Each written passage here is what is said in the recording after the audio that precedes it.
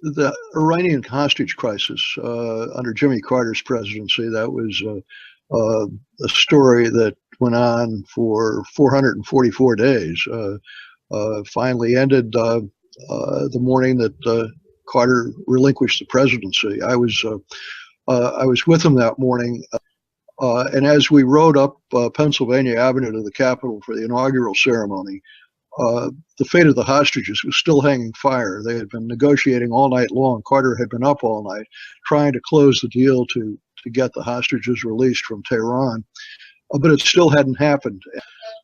We then left the Capitol, and having arrived there in this big elaborate motorcade with the presidential limousine leading the pack, we went out to the east front of the Capitol. Carter climbed into a Chrysler sedan, and everybody else got into a couple of vans, and we rode out to Andrews Air Force Base. The 707 that ordinarily is referred to as Air Force One was waiting to fly him home to Georgia. But since he was no longer president, the airplane was no longer Air Force One.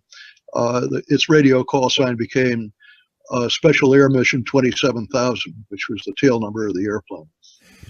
The most memorable trip, hands down, was Ronald Reagan's trip to Normandy for the 40th anniversary of the D-Day invasion.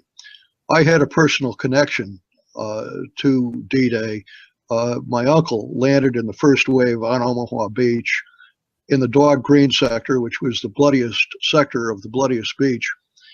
Reagan that morning made a speech on Point du Hoc, which is the cliff that was scaled by a Ranger unit, hoping to knock out some German guns that in fact had been moved elsewhere. They scaled the cliffs under withering enemy fire, and it was one of the great feats of military daring due in the history of mankind. Reagan made a speech that had Shakespearean echoes to it. And as he spoke, he was surrounded by these white-haired old men who were the veterans of the Ranger operation. It was quite moving to see that area, to have the connection, and then the pageantry that went with it. It was all very moving. Margaret Thatcher was certainly a personality. I had the good fortune of interviewing her. She was quite a force to be reckoned with. Lech Walesa, the leader of Solidarity in Poland, was quite a magnetic personality. Boris Yeltsin was a real character.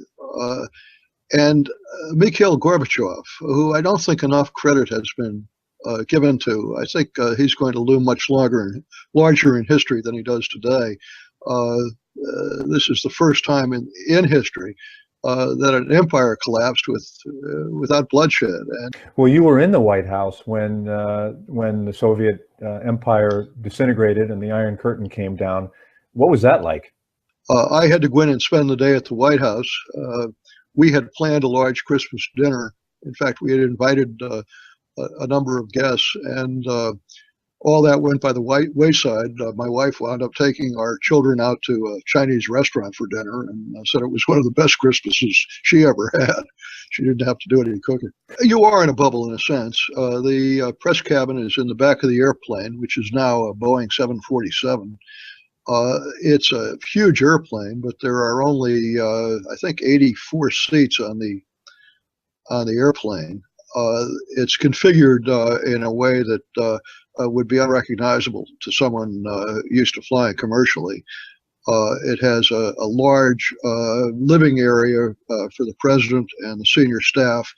It has secretarial space that are more like offices than an airplane cabin. And then in the rear of the airplane, it has seats for the Secret Service, for guests flying with the president, and the press pool. There are 14 seats in the press cabin, and those rotate among the various news organizations, except for the wire services. The president would often come back and banter with the pool. Sometimes make an announcement that was newsworthy. Being on Air Force One was a job. You often were working rather than sitting back and waiting to arrive at the next location. You were under constant pressure to collect information and then get it out to your organization and the world. George H.W. Bush, who had a public image as this aloof Yankee aristocrat, and he was anything but. He is anything but. He is a very personable individual, likes to kid around, interesting conversationalist, just someone who's enjoyable to be around. Ronald Reagan was a very distant individual. One White House aide once told me, he said, I worked for the guy for 8 years. He knew my name. He knew my face. And in the 8 years I worked for him, he never once put the two together. Jimmy Carter was kind of a prickly individual. He was not at all one for small talk. He was very, very serious, very intense. I saw him this past year in Plains, Georgia, and I must say he has mellowed quite a bit. He was much more personable. Bill Clinton, a Renaissance man in a way, a wide range of interests, incredible knowledge of the issues. But I often had the sense that it was, in talking to him, that it was like putting a coin in a jukebox. You'd mention something, and then you'd kind of see the brain gears go into motion, and it was. Henry Ford was very personable too. He got a bad rap as being clumsy. He was anything but. He was had been an elite college athlete. He played football on the University of Michigan football team. Richard Nixon, I didn't spend that much time around, but I think he was more like Carter, very intense and not at all one for small talk. Two people were very good campaigners. Ronald Reagan was very good. He had a way of connecting with people, and Bill Clinton was very good. He also could connect with people. It was a very embarrassing first taste of the Oval Office. I was sitting there, I was filling in on this particular day, and the White House press office announced that the president would see members of the president's office in 15 minutes. So we all trooped into the Oval Office with our pencils and notebooks. There were no television cameras present. And I was in the back of the room. I was not within eyeshot of the president. Someone asked him a question about a congressional issue, and he responded. And as he finished, I managed to time it perfectly. I said, "Mr. President, on another congressional issue?" And he said, "Yes." And suddenly the waves parted, and I found myself looking across the desk, staring into the eyes of the President of the United States. And the question I had was rather not a polite question. And so I managed to ask it. And Nixon said, "Pardon me, I didn't hear the first part of your question. Would you mind repeating it?" And at that point, I became a total blithering idiot. I mean, the deer in the headlights got me. I was totally overwhelmed by the environment I had found myself in, and I started stammering, and Nixon just ignored what I was trying to ask. And people don't like to hear bad news, and the media is often delivering bad news. My wife used to ask me about, why is it always things that are going wrong or not being done correctly or are embarrassing to someone rather than, the good things that happen.